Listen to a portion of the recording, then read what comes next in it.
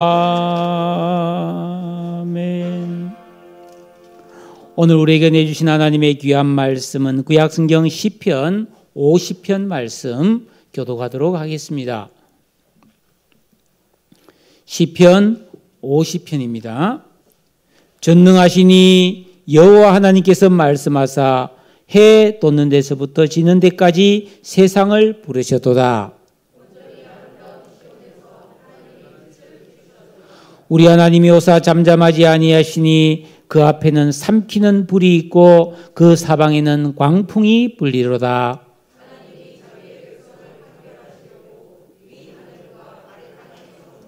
이르시되 나의 성도들을 내 앞에 모으라. 그들은 제사로 나와 언약한 이들이니라 하시도다.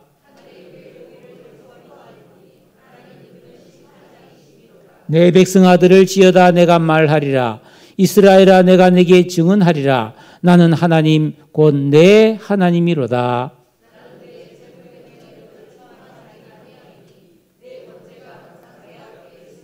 내가 네 집에서 수소나 내 우리에서 순념소를 가져가지 아니하리니 산의 모든 새들도 내가 아는 것이며 들의 짐승도 내 것이미로다.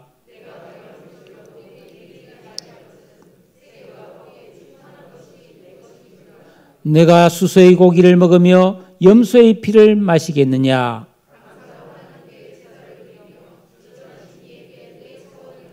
환난 날에 나를 부르라. 내가 너를 건지리니 네가 나를 영화롭게 하리로다.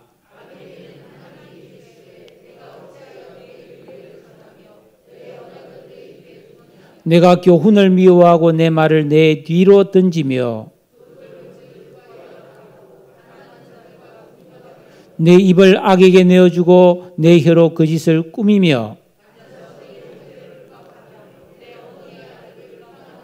내가 이 일을 행하여도 내가 잠잠하였더니 내가 나를 너와 같은 줄로 생각하였도다. 그러나 내가 너를 책망하여 내 죄를 내 눈앞에 낱낱이 드러내리라 하시도다.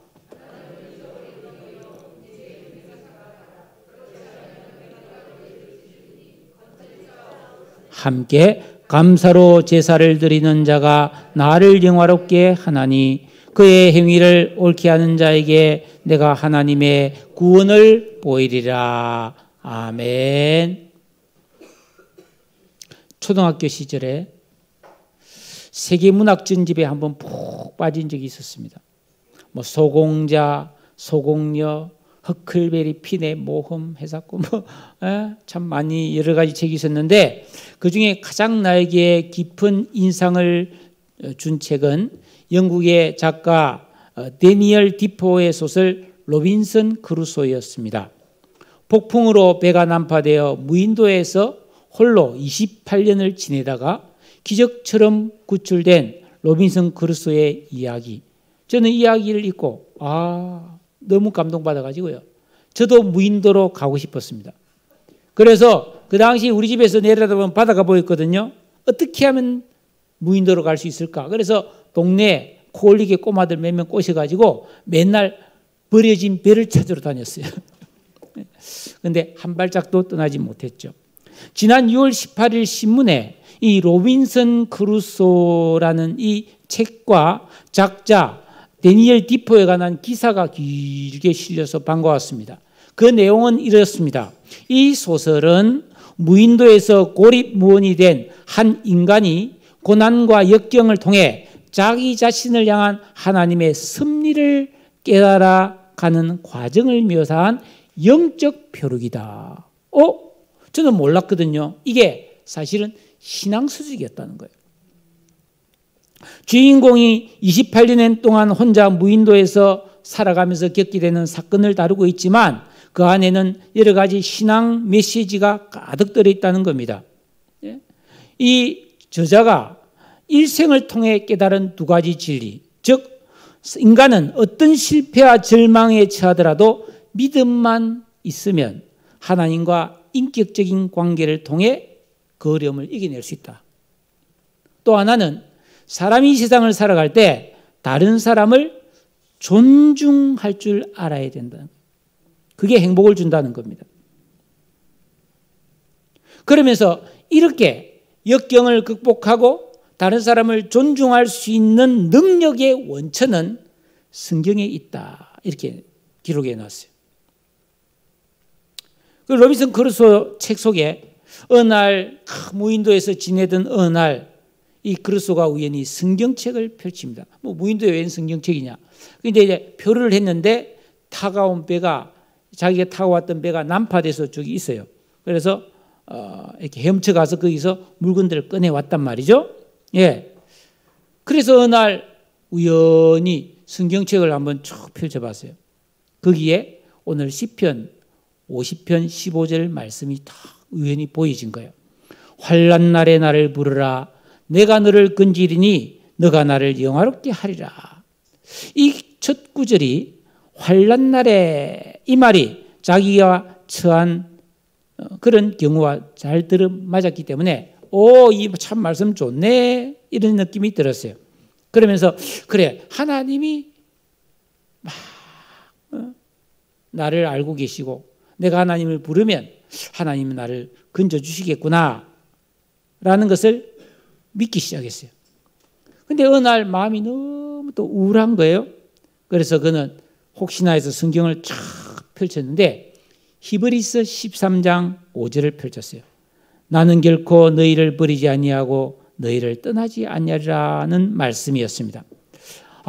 이 구절은 마치 하나님 살아계셔서 나에게 하시는 말씀이라는 느낌이 들었습니다. 자기는 이 온 세상에서 버림받은 것처럼 지금 무인도에서 고독하게 이렇게 힘들게 살고 있는데 이 세상이 다 나에게서 떠난다 해도 하나님께서 나를 버리지 않는다면 그게 무슨 문제가 되겠는가.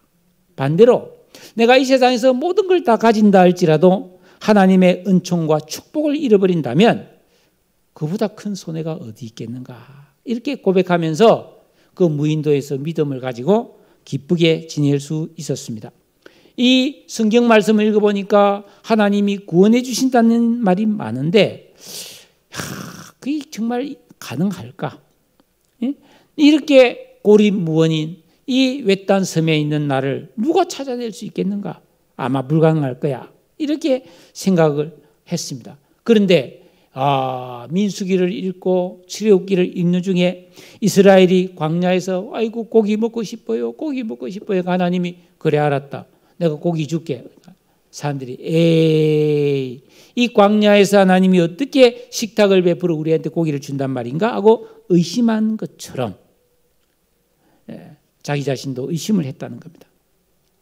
그런데 깨달은 게 뭐냐면 죄에서 구원받는 것이 고통에서 구원받는 것보다 훨씬 더 좋은 구원이라는 것을 깨달았다는 거예요. 심오한 이야기입니다, 여러분.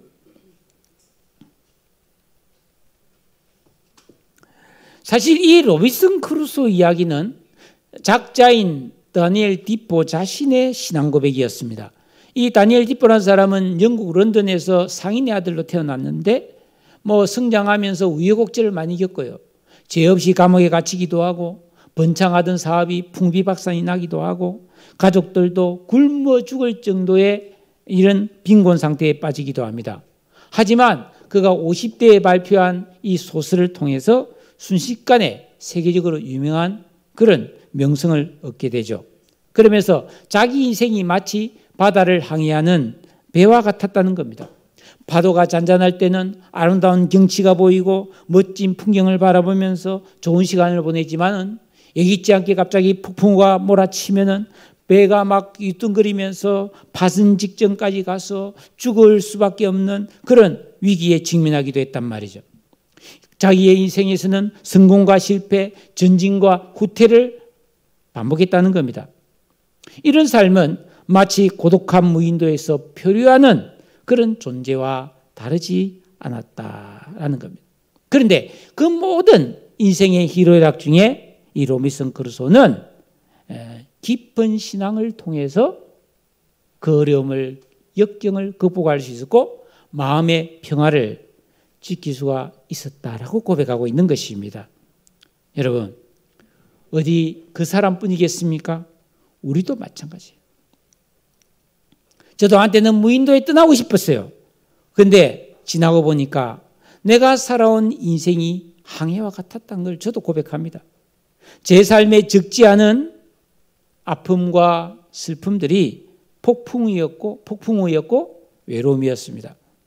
예수 믿고 구원받은 것이 기적이고 행운임을 저는 고백할 수 있습니다. 여러분도 마찬가지잖아요. 우리는 어떻게 살아야 될까요? 이 세상은 희노애락이 있고 슬픔과 고통이 있고 기쁨도 있습니다. 예기치 않게 내 인생에 불어닥치는 폭풍우가 있습니다. 피할 수 없어요. 무엇을 해야 되냐? 무엇을 해야 될까요? 오늘 우리가 읽은 이 본문 10편 50편의 주제는 예수 믿고 구원받은 성도는 너무너무 존귀하고 영광스러운 특별한 신분을 가졌다. 그런데 그 신분은 또 합당한 올바른 생활을 요구한다. 이게 하나님의 뜻이라는 거예요. 우리가 예수 믿고 구원을 받았다고 하는 것은 하나님과 계약을 맺은 계약 당사자라는 것을 성경은 말씀하고 있어요. 여러분, 우리가 이 세상을 살아가면 이 세상에서 우리가 여러 가지 계약을 할 수 있잖아요. 집을 계약하기도 하고 뭐 고용 계약을 하기도 하고 많은 계약을 하는데 내가 계약 당사자가 되면 그 계약서에 있는 내용을 함부로 깨트리거나 불성실하면 안 됩니다. 부천 삼산동에서 목회하는 목사님이 교회를 옮기려고 어떤 건물의 이전을 계획하고 계약을 맺었어요.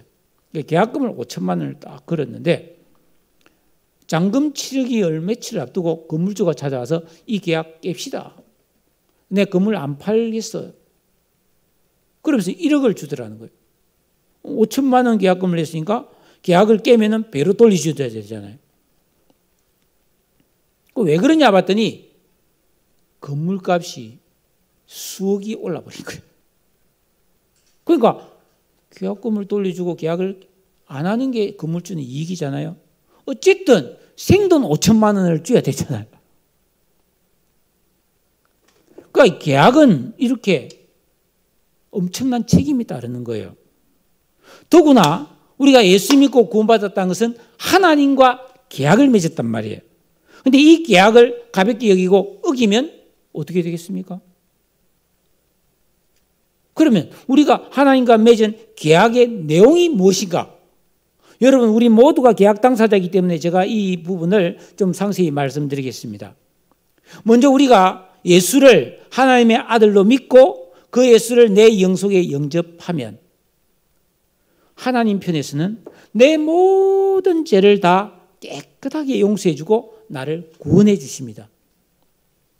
구원받았다는 것은 내가 의인이 되었다는 신분을 하나님이 인정해 주시고 하나님의 자녀로 삼아 가족으로 받아들여지고 천국 백성의 시민권이 주어지고 하늘나라 생명책에 내 이름이 기록됩니다. 그 무엇과도 바꿀 수 없고 돈으로도 살 수 없는 엄청난 은혜와 선물을 우리는 받은 거예요. 그렇게 구원받은 다음에 아무 공로 없이 이런 십자가의 은혜로 구원받은 성도는 구원받은 후에는 당연히 하나님을, 예수님을 내 인생의 진정한 주인과 왕으로 모시고 하나님을 경외하는 진정한 영적 생활, 즉 계명을 지키고 기도하는 그런 경건 생활을 통해서 내 안에 있는 악한 것을 뽑아내고 청결한 양심을 가진 새 사람의 거룩한 의식과 지각과 인격과 감성을 만들어서 하나님을 사랑하고 이웃을 사랑하는 의롭고 화평하고 거룩한 삶을 살아야 되는 거예요. 그러면 하나님께서는 진짜 너 훌륭하다 그러면서 우리를 항상 보호해 주시고 바른 길로 인도해 주시고 내 삶에 필요한 은혜와 축복을 때를 따라 공급해 주시고 그리고 흐르는 세월 속에서 우리를 부끄러운 존재가 아니라 영광스럽고 존귀한 인생으로 만들어 주신다는 겁니다. 이게 계약입니다. 하나님이 하시는 일이 있고 내가 할 일이 있는 거죠. 그러니까 예수 믿고 구원받은 성도는 이 계약대로 살아야 되고, 그래서 날마다 순간마다 하나님을 경외하는 예배를 드리고 순종하는 삶을 살고 기도하는 신실하게 살아내는 삶은 너무나 당연하고 마땅한 도리고, 그것은 나를 위한 축복이라는 거예요. 그런데 우리가 이 성경을 읽어보면 구원받은 하나님의 백성들이 시도 때도 없이 이 언약을 배반하고 계약을 깨뜨리고 죄를 지으며 하나님을 대적하는 삶을 삽니다. 그럴 때 하나님은 어떻게 해야 될까요? 계약을 깨뜨렸네? 그러나 하나님은 오래오래 참아주시면서 긍휼과 자비를 베푸시고 선지자, 종을 보내어서 하나님이 이건 잘못됐다고 경고하시는 말씀을 계속 선포해서 회개하기를 기다리시는 거예요. 하지만 아무리 타일르고 경고해도 안 고치는 거예요. 안 돌아서는 거예요. 그럼 어떻게 해야 되겠어요? 오늘 말씀이 바로 그 이야기를 지금 하고 있는 거예요.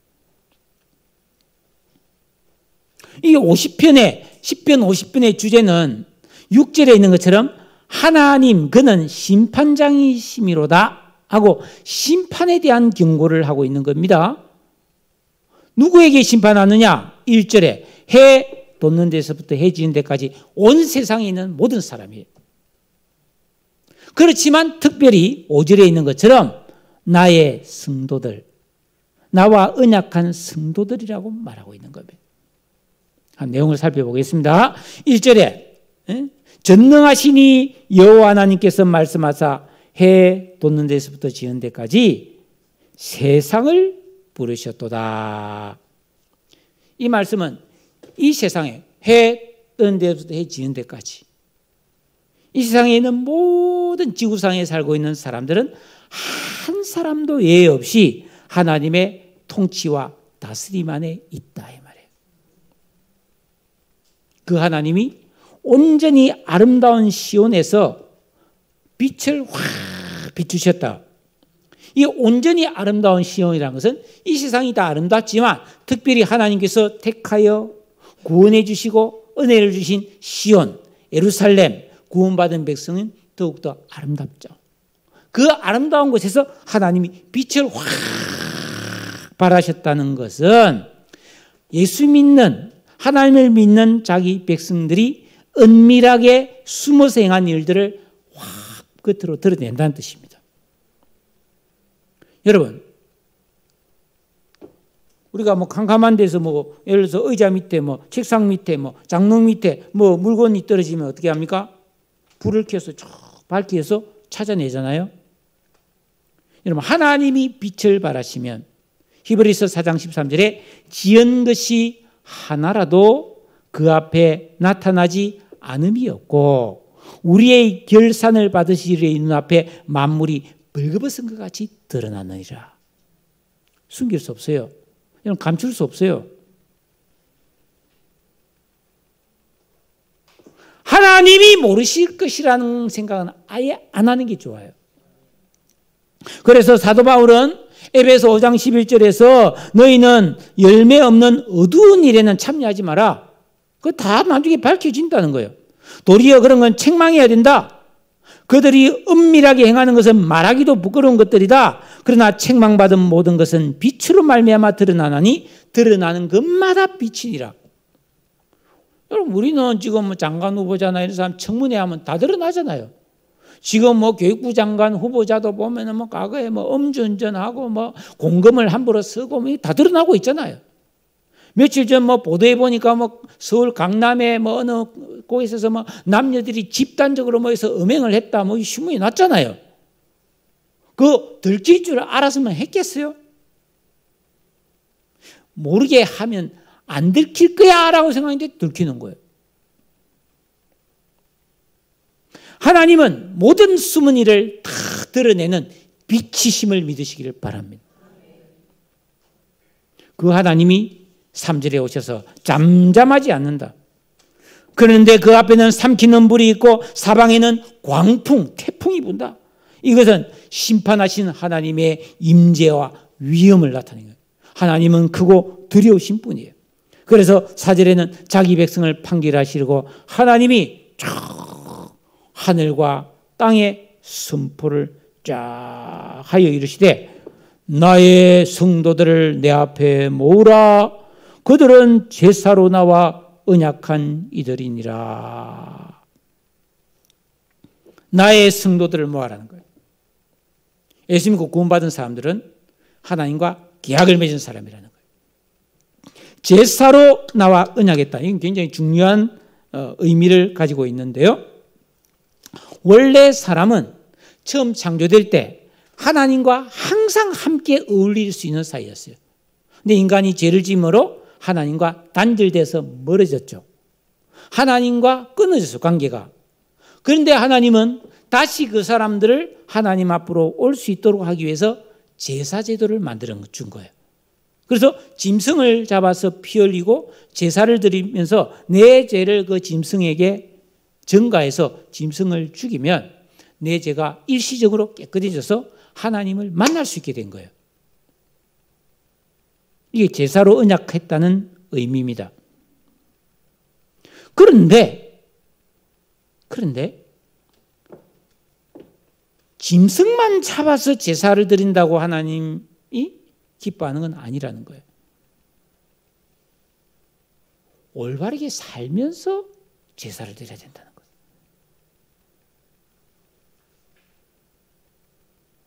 어떤 사랑하는 남녀가 결혼을 했어요. 남편이 밖에 나가서 돈을 벌고 해서 집에 와서 아내에게 생활비를 줍니다. 그러면 답니까? 아니죠. 사랑해야지.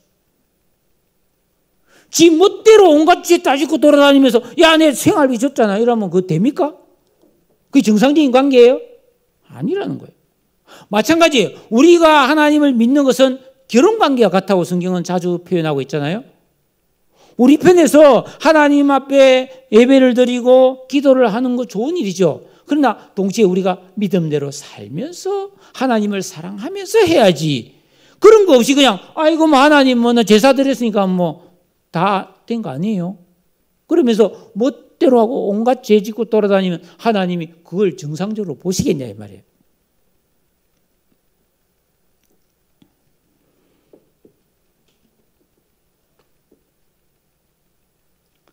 하나님의 백성들이 뭐 잘못했느냐?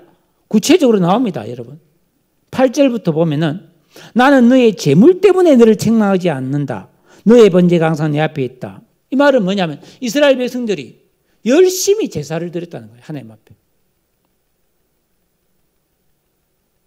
하나님과 제사를 지내면 하나님과 사이가 좋아진다고 계약을 맺었는데 제사 잘 드렸으면 됐지. 하나님은 왜 이걸 문제 삼느냐? 9절에서 13절 사이에 보면 하나님이 이렇게 말합니다. 너희들 말이야. 너희들이 뭐 양을 기르고 소를 기르는데 제산 중에서 가장 좋은 소를 한 마리 잡아서 제사를 드리고 가장 좋은 양을 잡아서 하나님 앞에 제사 드리면 너희 편에서는 뭐 대단한 거 한 것 같이? 그러나 하나님은 그 소나 양을 잡았다고 해서 기뻐하는 게 아니다 이 말이에요. 왜냐하면은 온 산에 있는 양과 들에 있는 소가 전 세계에 있는 게 다 하나님 건데 뭐 내가 뭐 소고기를 먹냐? 양의 피를 마시냐? 아니다 이 말이에요. 그래서 이사야 선지자는 1장 11절에서 무수한 너희의 재물이 나한테 무엇이 유익하냐? 나는 수양의 번제와 살진 짐승의 기름에 배불렀고 나는 수송아지나 어린 양이나 수염소의 피를 기뻐하지 않는다 이 말이에요. 그 하나님 무엇을 기뻐하느냐? 자, 여러분, 하나님께서 이스라엘 백성들에게 너희들이 기도를 하거나 죄를 지었을 때 회개하려면 짐승을 잡아서 그 피를 뿌리고 그 고기를 태워서 제사를 드리라 그랬단 말이에요. 그러면 이때 피를 흘리고 죽이는 짐승은 장차 이 땅에 오셔서 죄인을 구원하시기 위해 십자가에 달려 죽으실 예수 그리스도에 대한 예표거든요. 그러니까 이 양이나 소를 잡아 죽이는 그런 피와 고기가 무슨 효력이 있는 게 전혀 아니고 구약의 이스라엘 백성들도 제사를 드릴 때 장차 하나님의 아들 예수님이 오셔서 십자가에 달려 죽으심으로 우리의 모든 죄를 사하시고 우리를 구원해 주실 것을 믿습니다. 우리는 그 믿음으로 지금은 우선 예수님이 안 왔으니까 짐승을 잡아 제사를 드리니 주님 우리의 죄를 용서해 주시고 구원해 주세요. 즉 장차 오실 예수를 믿고 제사를 드려야 제사를 받아주는 거예요. 굉장히 깊은 이야기입니다. 그러니까 구원은 오직 예수를 믿어야 받는 거 아니에요? 회개도 예수 이름으로 기도해야 회개가 되는 거 아니에요? 구약시대도 마찬가지라는 거예요. 예수님이 안 오셨지만 장차 오실 예수님을 믿고 제사 드리고 그 예수 이름으로 제사해야 구원받는 거예요. 근데 이런 믿음 없이 그냥 막 짐승만 잡아서 드리면서 됐죠? 이러면 그게 뭐야? 아니라는 거예요. 그러면서 하나님 말합니다. 다른 종교도 똑같이 짐승 잡아 제사 드렸잖아요. 여러분, 저는 무당 굿하는 걸 좀 봤어요. 여러분, 무당이 굿할 때 앞에 돼지 머리 갖다 놓고 과일하고 음식 차려 놓는데 시장에 파는 제일 싸구려 막 아무거나 갖다 놓고 합니까? 아닙니다. 제일 비싸고 좋은 과일 갖다 놓고 합니다. 여러분도 아마 가정에서 제사를 드린 그런 가정들이 있었을 겁니다. 저도 어릴 때는 예수 안 믿었기 때문에 우리 집에 제사 드렸습니다. 저는 초등학교 때부터 아버지와 나란히 있어서 제사를 드렸어요. 지방을 제가 섰습니다. 그 제사도 함부로 드립니까? 아니에요. 가난하지만은 못 살지만은 그래도 제일 좋은 과일을 사고 제일 좋은 음식으로 제사상을 차리잖아요. 예법도 있습니다. 아무렇게나 막 차려놓고 합니까? 아니에요. 홍동백서, 조율이시, 좌표 위에 두 동이 있어, 이러면서 법칙이 있어요. 사과나 배는 어디에 놓고? 사과는 동쪽에, 배는 서쪽에 놔야 돼요.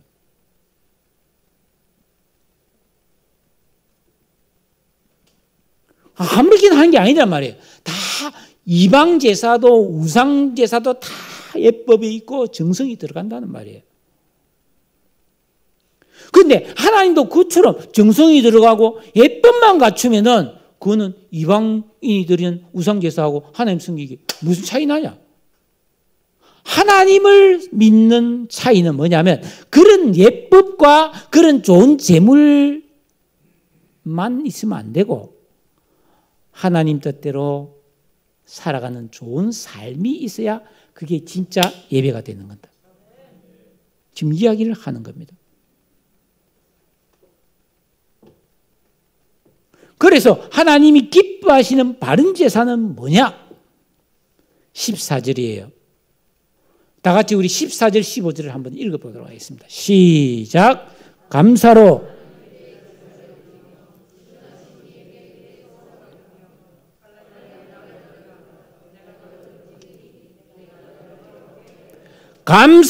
하나님께 제사를 드리고 선을 갚아나 이게 회개에 진짜 하나님 기뻐 받으시는 제사가 되는 요인이라는 겁니다. 여러분, 감사는 예배의 핵심이에요. 무엇에 대한 감사입니까? 죄로 인해 영원히 지옥에 빠져서 형벌을 받아야 될 죄인을 구원해 주신 그 은혜에 감사하는 감사가 있어야 된다는 겁니다. 이 은혜는 그 무엇으로도 갚을 수 없기 때문에 아무리 감사해도 부족한 거예요. 그런데 성도들은 감사를 하지 않았다는 겁니다. 왜 감사를 하지 않았는가? 자, 예를 들어 보겠습니다. 사랑하는 남녀가 결혼해서 거기서 아기가 태어났어요. 앵앵앵 태어났어요. 근데 이 아기가 태어날 때 아이고 예쁘다 귀엽다 했는데 하루에 똥을 5번, 6번, 많이 살 때 10번 싸버리는 거예요. 똥 치우는 게 기쁘고 행복합니까? 내 자신이니까 참지만은 그 똥 묻혀가면서 똥 기저귀 빨고 목욕시켜주고 먹여주고 막 또 애가 순해가지고 막 잠이나 잘 자면 괜찮은데 막 밤에 시도 없이 깨서 울면은 자다가 잠도 못 자고 이 애를 또 달래주고 그러다가 또 금방 그치면 괜찮은데 막 어떤 애는 막 밤새도록 울면은 막 밤새도록 잠 못 자고 막 그러잖아요. 얼마나 애 키우는 게 고생입니까? 그런데 그 애기가 죄송합니다. 부모님, 제가 아직 철이 없어가지고 제가 똥도 싸고 이런데 정말 미안합니다. 이해해 주세요. 부모님 사랑합니다. 그렇게 합니까? 절대로 안 합니다. 아무리 잘해줘도 감사합니다 말 한마디도 안 해요, 어린애는. 그럼 초리 들어서 이제 말을 할 수 있게 되면 합니까? 안 해요. 초딩 때 합니까? 중딩 때 합니까? 고딩 때 합니까? 안 합니다. 가끔 철이는 내가 할 수는 있지만, 그러나 언제 자기가 자라서 결혼해서 자식 낳고 길러보면, 와, 옛날에 우리 엄마 아버지가 진짜 내 키우다 고생 많이 했네. 진짜 은혜 감사하다. 세월이 많이 흘러서 진짜 철이 들고 인생을 살아보면 그때야 부모님은 나실 때, 기르실 때 밤낮으로 애쓰는 큰 은혜 감사하는 마음이 생기잖아요. 즉 감사는 성장해야 할 수 있는 거예요. 성숙해야 할 수 있는 거예요. 아기는 아무 생각 없어요. 그러니까 여러분, 우리는 예수 믿고 구원받은 다음에 이 말씀 순종과 기도를 통해서 성숙해야만이 하나님에 대한 진정한 감사가 있는 예배를 드릴 수가 있다 이 말이에요. 우리 안에 있는 감사를 모르는, 자기밖에 모르는, 멋대로 사는, 간단 아이가 그냥 막 멋대로 떡찍 사고 막 울고 싶으면 지맛대로 울어버리고 부모 입장 하나도 생각 안 하는 것처럼 내 마음대로 살아가는 악한 인격, 지각과 감성을 뽑아내고 하나님의 마음을 아는 성숙한 신앙이 만들어져야 될 줄로 믿습니다.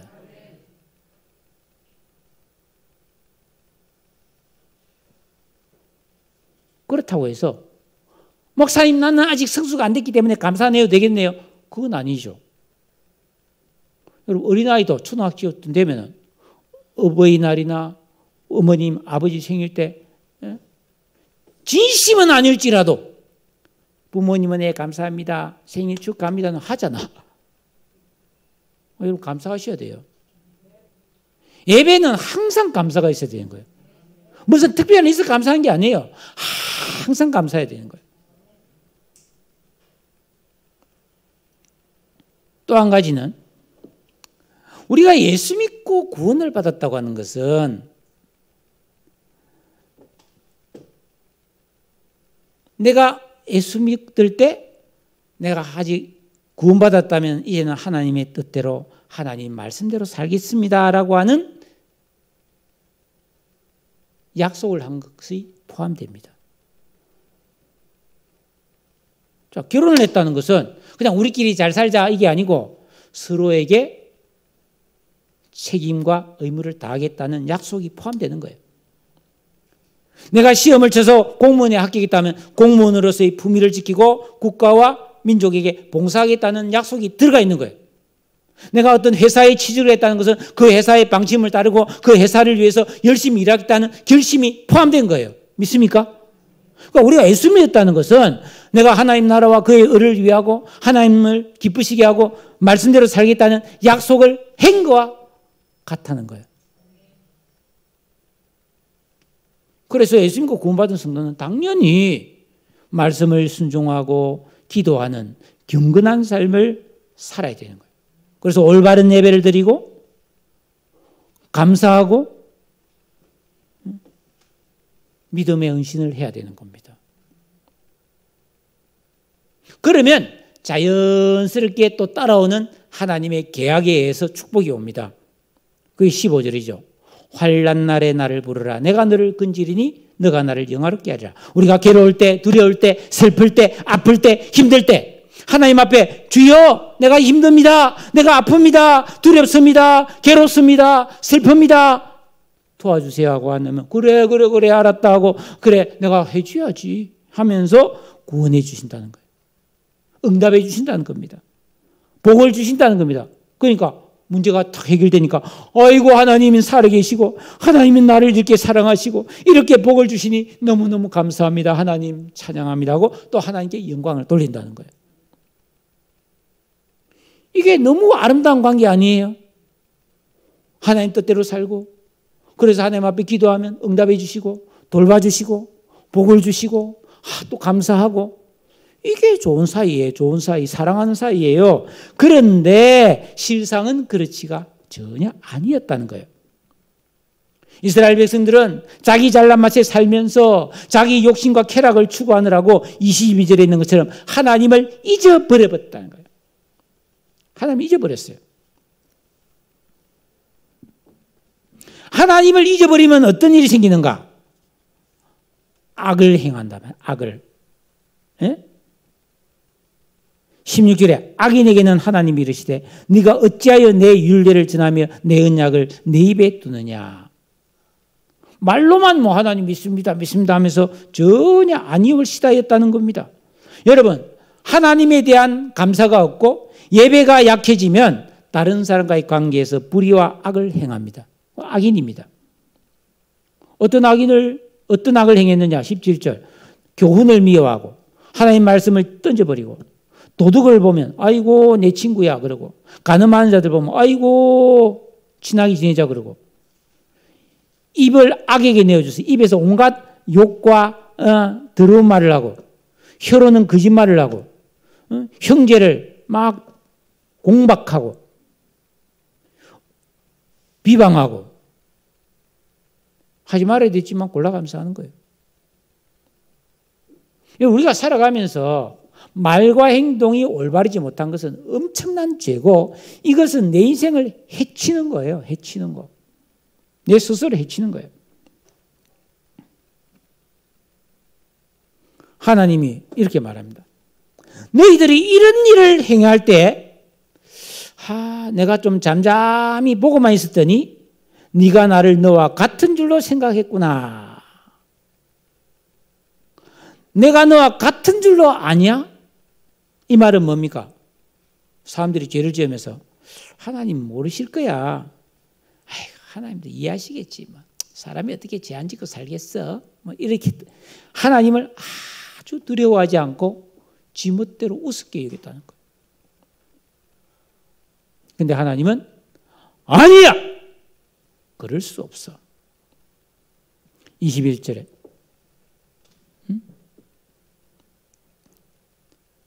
내가 너를 책망하여 너의 죄를 너의 눈앞에 낱낱이 다 드러낼 것이다. 다 밝혀낸다는 겁니다. 여러분, 우리 많이 봤지 않습니까? 청문회에서 죄가 다 드러나잖아요. 옛날 수무생 한 거. 예? CCTV 돌리면 다 나오잖아요. 거짓말해도 소용없어요. 사람들도 기술이 있어서 CCTV 돌려서 그 사람 다 기록하고, 그 사람의 행적들 전부 과거 서류 뒤집어보면 다 나오잖아요. 검찰에서 막 압수수색해서 그 집에 있는 컴퓨터하고 막 모든 걸 싹 다 가져가서 열어보면 그 사람이 저질렀던 거 다 나오잖아요. 하나님은 오죽하겠어요? 다 있지. 하나도 빠짐없이 다 기록되어 있는 거예요. 낱낱이 드러난다는 거예요. 22절, 23절은 결론적인 말씀인데, 하나님을 잊어버린 너희여 이제 이를 생각하라. 왜 감사가 없는 형식적인 예배만 드리는가? 왜 숨어서 못된 짓을 하는가? 하나님을 잊어버렸기 때문이라는 것입니다. 즉 하나님과 맺은 언약, 계명, 장차 예수님이 오셔서 심판할 거라는 이 사실을 잊어버렸다는 겁니다. 여러분, 잠언 3장 6절에 보니까 너는 범사의 그를 인정하라. 그리하면 내 길을 지도하시리라 그랬어요. 하나님을 왜 잊어버립니까? 스스로 지혜롭게 여기고 교만하기 때문에. 내가 열심히 살면 되겠지. 내가 노력하면 잘 살겠지. 예?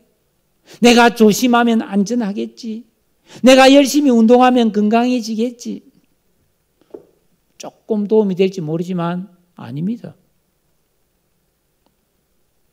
하나님을 잊어버리게 되면은, 예수님 구원받은 사람이 하나님을 잊어버리고 그냥 자기 자신의 욕망과 안위라고 즐거움만 추구하게 되면은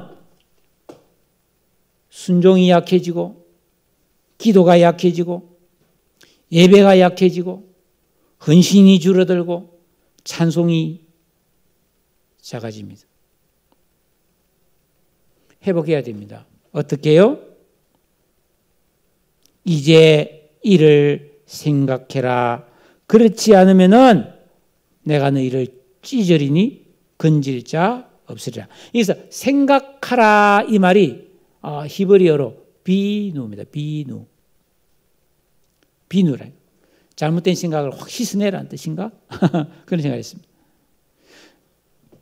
죄는 드러나고 하나님은 그 죄에 대해서 반드시 심판한다는 것을 깨달아야 된다 이 말이에요. 정신 차리라 이 말이죠. 하나님 심판을 피할 수 없죠. 히브리서 10장 31절에 살아계신 하나님의 손에 빠져들어가는 것이 두려울진저. 왜? 사람에게 죄를 지으면 하나님 앞에 기도할 수 있지만 하나님 앞에 죄를 지으면 누구한테 기도합니까? 방법이 없다 이 말이에요. 하나님은 이스라엘 백성들, 자기 백성들을 심판하기 위해서 내 성도들을 다 모여 이렇게 시작했는데 마지막 절은 해답을 말해줍니다. 같이 읽을까요? 마지막 절 23절 시작. 감사로 제사를 드리는 자가 나를 영화롭게 하나니 그의 행위를 옳게 하는 자에게 내가 하나님의 구원을 보이리라. 감사로 제사를 드리는 자, 즉 믿음 없이 형식만 갖춘 예배가 아니고 날 구원하신 예수님 그 구원의 은혜에 감사해서 감격해서 영과 진리로 예배하는 사람. 그 행위를 옳게 하는 자란 것은 은밀하게 죄를 짓고 이웃에게 불의를 행하는 위선적인 삶이 아니라 계명대로 이웃을 내 몸처럼 사랑하는 의롭고 신실한 삶을 말씀하는 겁니다.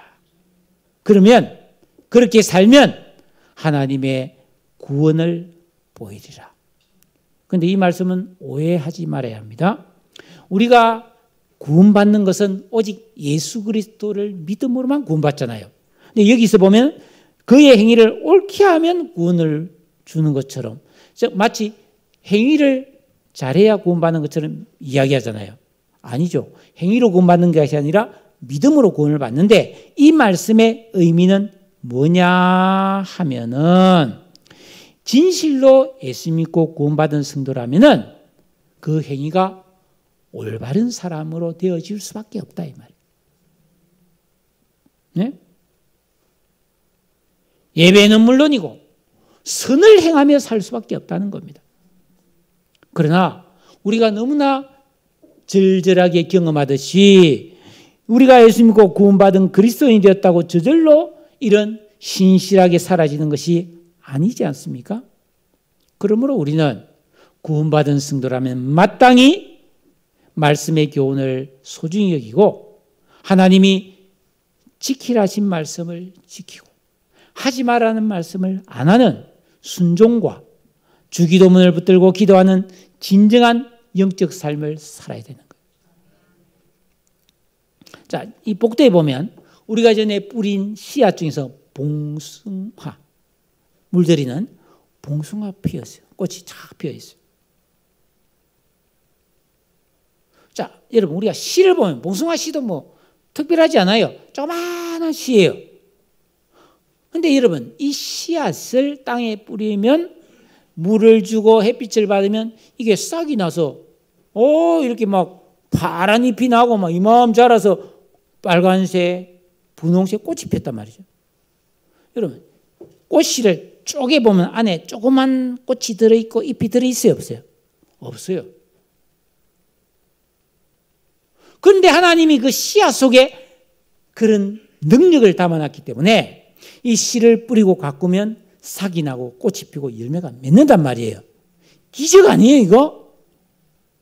그러니까 오늘 이 말씀도 마찬가지예요. 우리가 하나님 앞에 올바른 예배를 드리고 경건한 삶을 살고 이웃에게 선을 행하고 그 행위를 옳게 하면 내가 생각지 못했던 기적과 은혜와 축복이 우리 삶에 일어나게 될 줄로 믿습니다.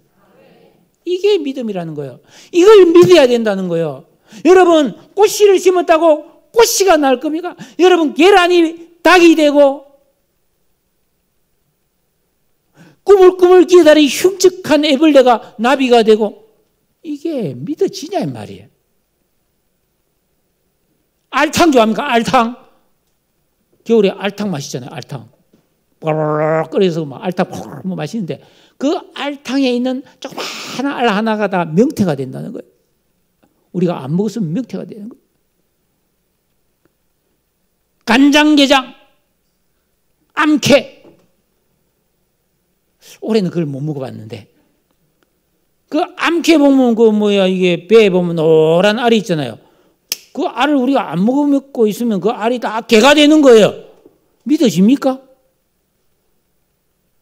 그 믿어집니까? 그 사실이잖아. 마찬가지예요. 우리가 하나님 말씀은 씨예요. 씨 뿌리는 비유 들어봤죠? 죄를 길가 돌바 가시밭이라는 죄를 제거하고 그 씨를 하나님 말씀의 씨를 잘 받아서 순종해서 싹을 틔우면 우리 인생에서 엄청난 꽃이 피고 열매가 맺을 줄로 믿습니다.